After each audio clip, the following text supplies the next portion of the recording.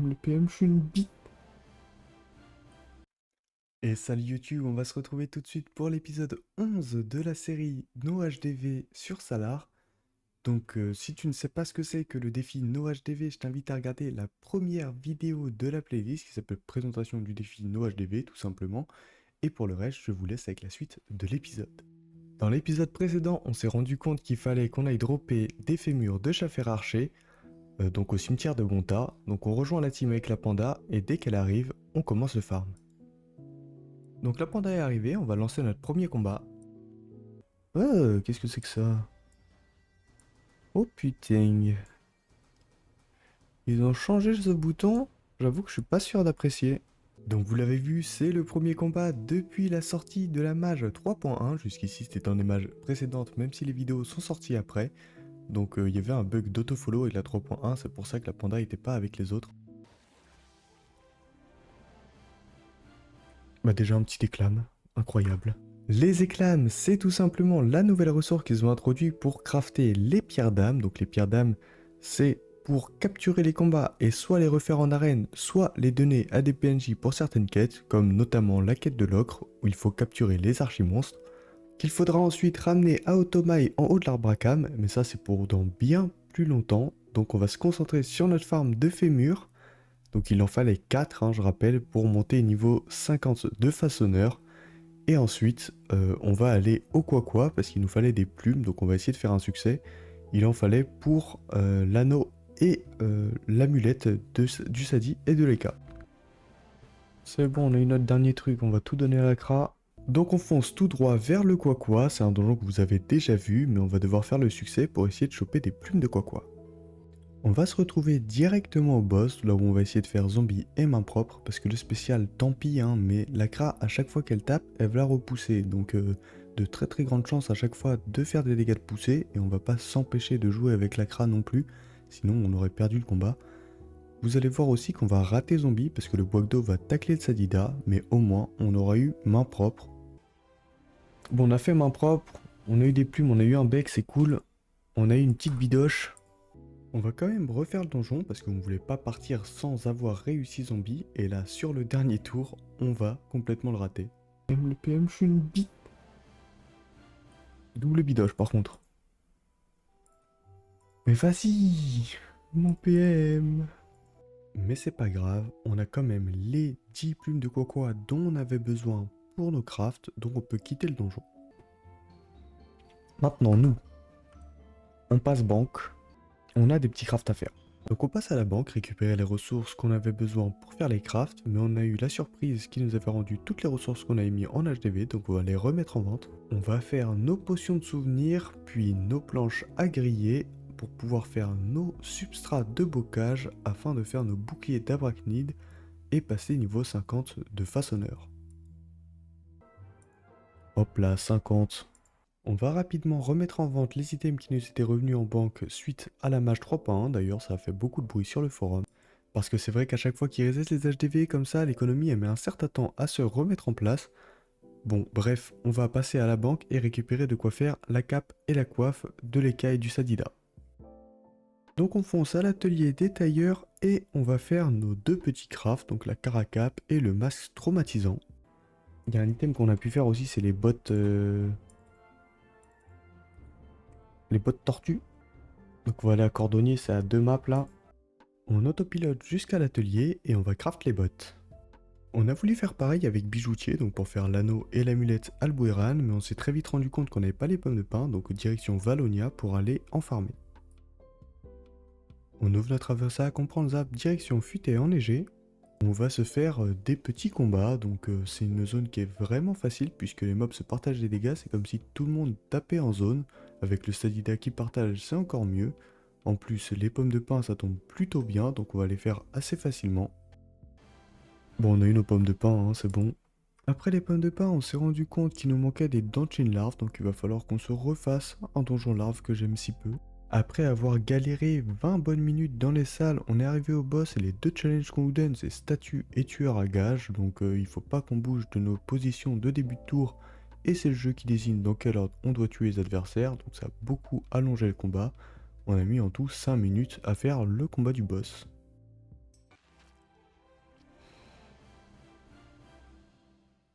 On a eu la Danchin Larve, ok. Après le donjon larve, c'est au tour du donjon blob de repasser à tabac. Et pour ce donjon, on va choisir le blob royal Coco. Donc on va essayer encore une fois de faire tous les succès. Et un maximum de challenge, parce que ce qu'il nous fallait, c'était la feuille de blob royal. Et vous allez voir que ça va très très bien se passer, hein, finalement. Vu que la panda est le personnage avec le moins de dégâts de l'équipe, et bah le fait qu'on ait pris celui qui est résistant dans son élément, ça va faire que on va très très bien s'en tirer. Mais on a nos 4 fleurs de blob, plus bah, tous les succès. Alors on va retourner une énième fois, voir si on peut pas finir certains items. Et alors là, truc qu'on ne pouvait pas faire avant, la ceinture de la tortue. Qu'on va s'empresser de faire. Ça on en a fait. L'excellent bâton de roi. On va en faire un. C'est parfait. Il nous fallait les trucs Albueran. S'il te plaît, dis-moi que je peux en faire 2. Oui. Et l'anneau, qui est aussi niveau 54, il me semble. Ça me paraîtrait bizarre. Ah, il est là. 52, my bad.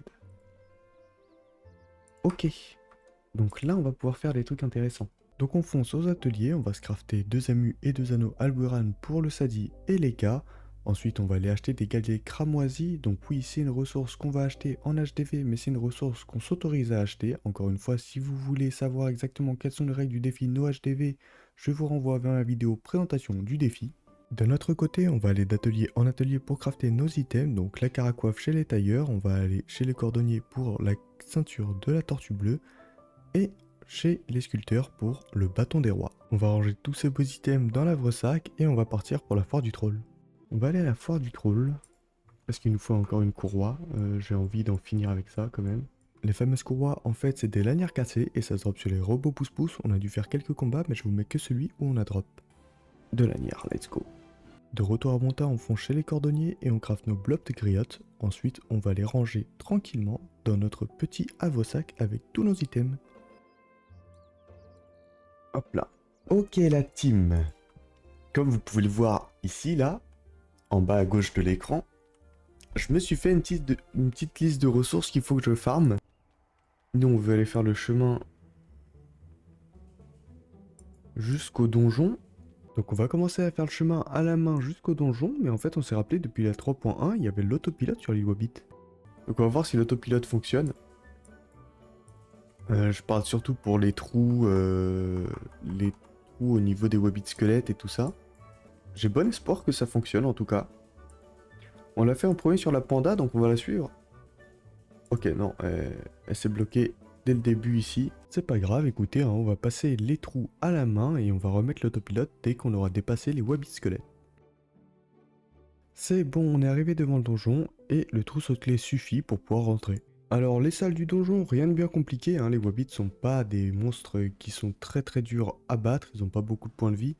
Seuls les Wabbits et les Grandpa Wabbits vont être un peu relous parce que les Grandpa Wabbits ils vont retirer des PA en zone et les Wabbits vont mettre des invocations, du coup ça va allonger les combats et ils ont beaucoup de points de vie. Mais ça va très très bien se passer, en plus les salles vont nous permettre de dropper des petites carottes et il faut savoir que quand on en a 100 on peut aller chercher le sort de la carotte. Quand on va arriver à la salle du boss, on va quand même manger les viandes de chasseur qu'on avait cuisinées pour commencer le combat avec tous nos points de vie. Donc on va lancer le combat et on va se rendre compte qu'on peut faire aucun des succès parce que Hardy ils sont trop loin, Blitzkrieg il a trop de vie et le spécial il est trop chiant, donc on va se rattraper sur les challenges. Bon, le collant on pouvait pas le faire et on va essayer de faire focus, mais malheureusement on est resté trop en zone, donc on a perdu beaucoup de PA et on va mourir. Donc on va relancer le combat, on va se remettre full vie et relancer. Et là on a des meilleurs challenges, donc focus est premier. Bon, focus ça nerve trop le Sadida, donc on va l'abandonner et on va pouvoir faire le premier. Et ça désignait le Wowabit qui était vraiment facile. Donc là on va pouvoir tranquillement finir le combat, on a clean toute la salle, il reste que le boss tout seul qui devient assez inoffensif finalement. Et on veut dropper des étoffes. Et alors là on n'a eu aucune étoffe. Mais on a une bidoche ladre. Donc on va sortir du donjon sans nos étoffes, mais c'est pas grave puisque quand on va rendre la quête à Patakès, il va nous en donner une par perso, ainsi que le prochain donjon qu'on va devoir farmer. Et ce donjon, c'est le donjon gelé. Alors c'est la gelée royale, la prochaine mission. Et je vous rappelle que nous, on avait envie de faire des jeux l'anneau.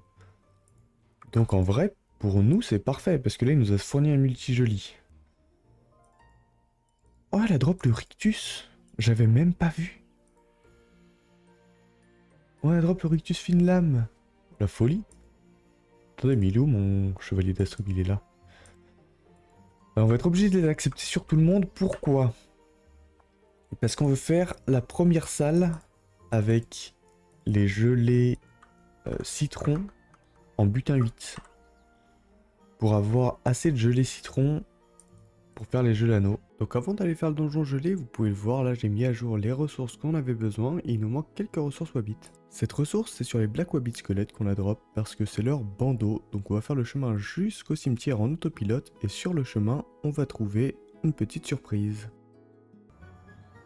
What Dog le bien nommé.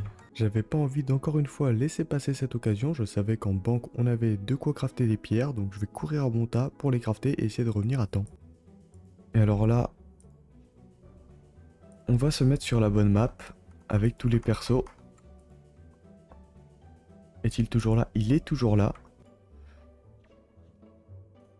Hop. Donc on fait bien gaffe, c'est la Kra qui doit capturer. Et niveau 48, donc la pierre est suffisante.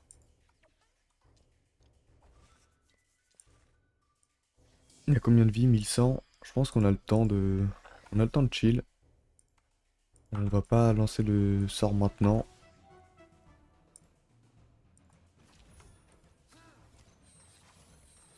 Hop. Par contre, on va le lancer maintenant. Hop là.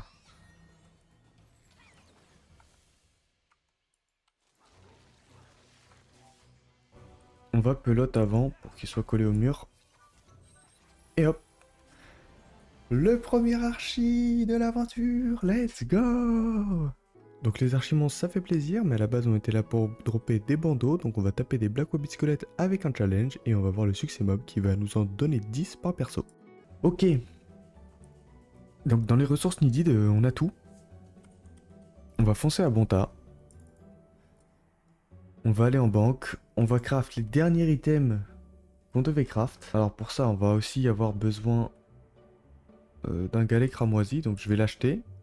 Alors oui, cette phrase, elle peut choquer dans un défi no HDV, mais moi c'est pas un no HDV complet que je m'inflige, mais plutôt un défi no HDV custom, et j'ai présenté les exceptions et les objectifs du défi dans la première vidéo de cette playlist qui s'appelle présentation du défi no HDV, je t'invite à aller la regarder. On l'a acheté.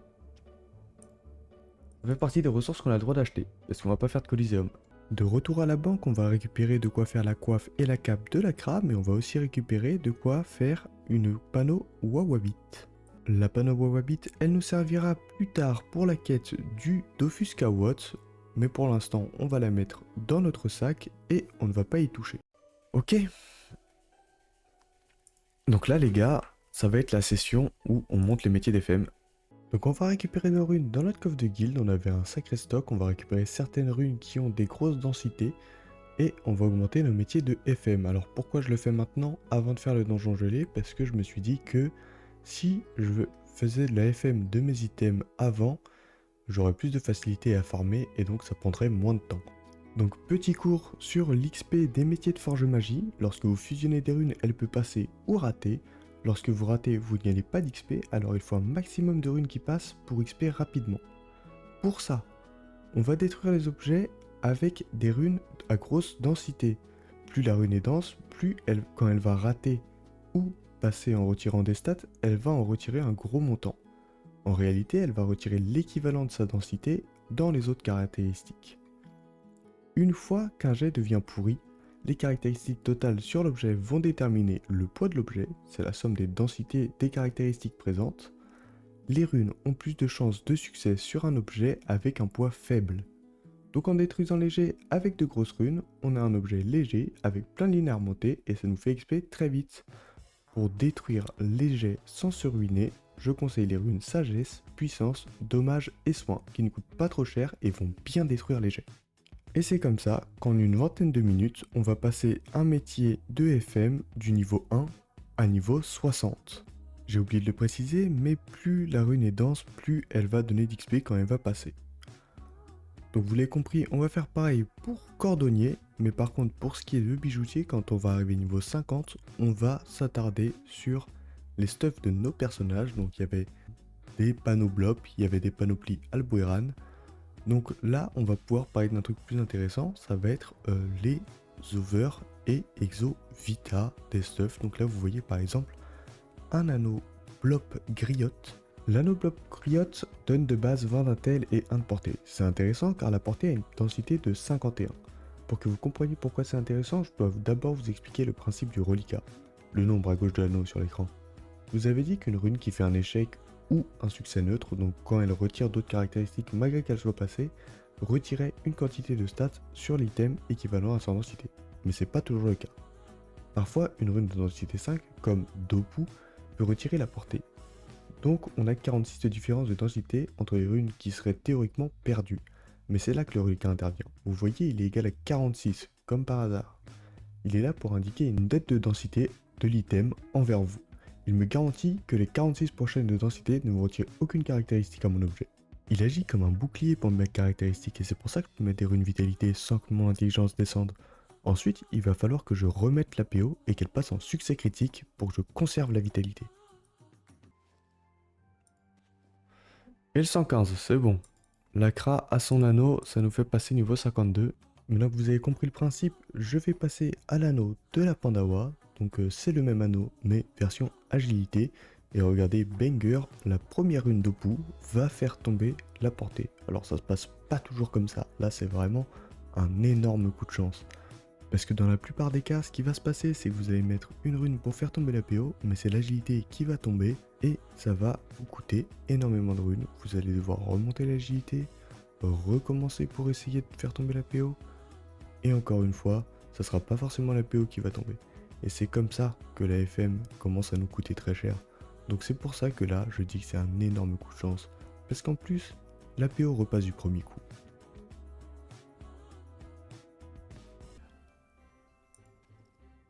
Elle n'est pas passée en crit, mais elle est quand même incroyable.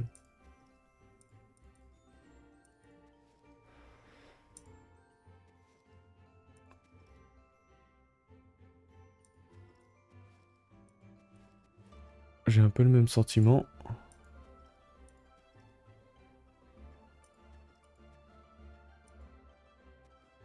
Voilà. Un dernier. Là, on va passer sur des items qui n'ont pas de runes à grosse densité, donc c'est un peu relou parce qu'on veut absolument toutes les stats. On va juste devoir prier que l'item veuille bien nous donner assez de succès critique pour que le jet soit assez haut et acceptable pour nous. Et l'item n'était pas très coopératif. L'épée a sauté.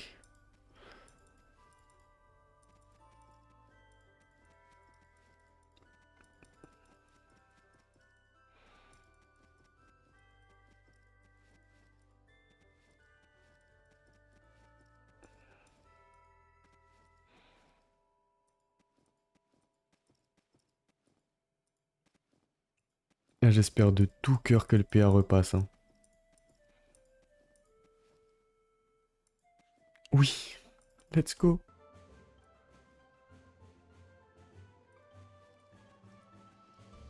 Ok. On a 90 depuis. On va chercher des runes vie.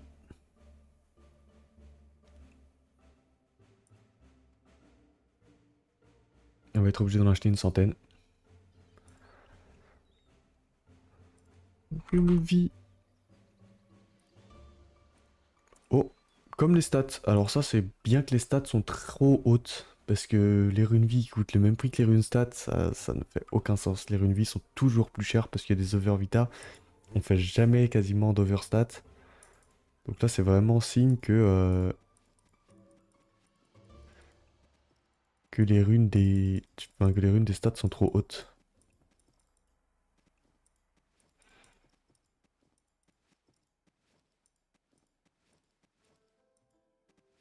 Alors là, le pire truc qui pourrait nous arriver, hein,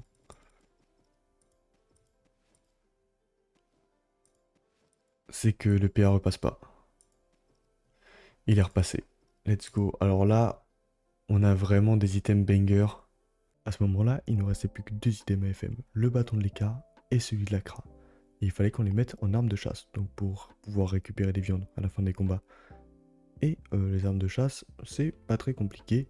Il suffit de tenter une rune arme de chasse dessus et qu'elle passe. Voilà, c'est pas très compliqué. Des fois, il y a des gens qui veulent faire des over vita et armes de chasse. Ça devient beaucoup plus dur et très cher, très souvent. Si vous voulez que je fasse une vidéo plus approfondie sur la FM, parce que là, on a vraiment survolé un petit peu les notions. J'ai essayé de faire de la vulgarisation pour que ça soit facile à suivre. Mais si vous voulez une vidéo bien plus complète, n'hésitez pas à le mettre dans les commentaires. Ça me permettra à moi de savoir si vraiment c'est un sujet qui vous intéresse et peut-être que je ferai une vidéo, un de ces quatre.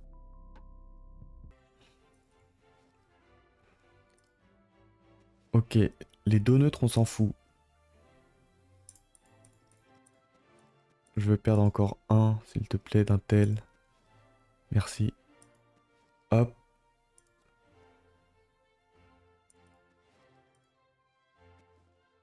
Let's go. Maintenant qu'on a FM tous nos stuff, il ne manque plus qu'à les équiper pour aller voir nos nouvelles caractéristiques.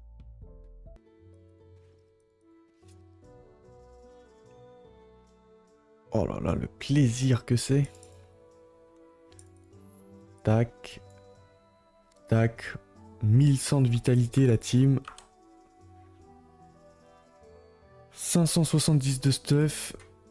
D'ailleurs, il me reste des points ici que je vais mettre en vita. Hop. L'Acra est full équiped. Donc maintenant qu'on a le nouveau stuff, on peut aller tout simplement revendre les anciens. Je pense que ça sera acheté parce que c'est un bon stuff feu. Même si ça coûte pas très cher, ça sera déjà ça de fait.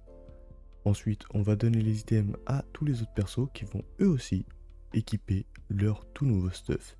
On sera donc fin prêt pour aller farmer les jeux anneaux qui sont les derniers items qu'on a besoin. Mais l'obtention de cet anneau mythique se fera dans le prochain épisode. Voilà, l'épisode 11, c'est fini. J'espère qu'il vous aura plu. Si c'est le cas, n'hésitez pas, un petit pouce bleu, un commentaire pour me le faire savoir. Et si vous voulez rejoindre l'aventure de la team en live sur Twitch, bouteille TW, comme c'est écrit juste là. Donc vous l'aurez compris, dans l'aventure, là, on va rentrer dans le dur du sujet, le mythique farm du jeu l'anneau et le Dofus Kawot, c'est ce qui nous attend pour les prochains épisodes. Sur ce, moi je vous dis à bientôt dans un prochain épisode.